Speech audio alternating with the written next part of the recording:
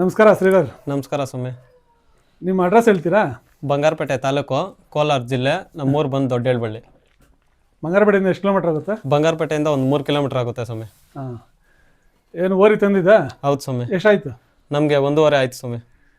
ಇಲ್ಲಿ ಯಾವೂರಿಂದ ಯಾರ ಹತ್ರ ತಂದಿದ್ದು? ನಾವು ಸತೀಶ್ ಅಣ್ಣ ಕ್ಯಾಟ್ಲೆ ಶಿವು.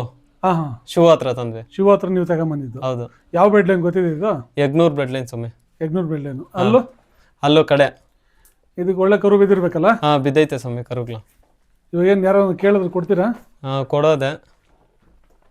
ನಿಮ್ಮ ಹತ್ರ ಬಂದು ಎಷ್ಟು ದಿನ ಆಯಿತು ಸ್ವಾಮಿ? ನಮ್ಮ ಹತ್ರ ಬಂದು ಒಂದು 15 ದಿನ ಆಗಿದೆ ಸ್ವಾಮಿ. ಎಷ್ಟು ಹಸು ಮೇಲೆ ಬಿಟ್ಟಿದ್ರಾ? ಸ್ವಾಮಿ ಅಲ್ಲಿ ಬಿಟ್ಟಿದ್ದೀವಿ, ನಾವಿನ್ನೂ ಬಿಟ್ಟಿಲ್ಲ. ನೀವು ಇನ್ನೂ ಇಲ್ಲಿ ಬಿಟ್ಟಿಲ್ಲ? ಇಲ್ಲ. ನಿಮ್ಮ ಹತ್ರ ಹಸು ಕಮ್ಮಿ ಅಲ್ವಾ? ಹೌದು ಸ್ವಾಮಿ.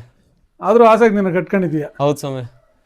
ಅಲ್ಲ, ಚಿಕ್ಕ ವಯಸ್ಸಾದರೂ ಬಿತ್ತನೆವರಿ ಕಟ್ಬೇಕಂತ ಯಾಕೆ ಅನ್ನಿಸ್ತು? ಅದೊಂದು ಆಸೆ, ಕಟ್ಟಬೇಕು ಮನೇಲಿ ಒಂದು ಇದಿರ್ಬೇಕು ಅಂತ ಹೇಳ್ಬಿಟ್ಟು ಕಟ್ಟಬೇಕು ಅಂತ ಕಟ್ಟಿದ್ವಿ ಸ್ವಾಮಿ. ಇದು ಇನ್ನು ಬಿತ್ತನೆವರಿ ಇದೆ, ನಮ್ಮ ಮಿಕ್ಕ ಬೇರೆ ಯಾವನ್ ಇದೆಯಾ? ಇಲ್ಲಿ ಬಿತ್ತನೆ ಇನ್ನೂ ಕರಗಳಿದೆ ಸ್ವಾಮಿ ನಮ್ಮ ಮನೇಲಿ.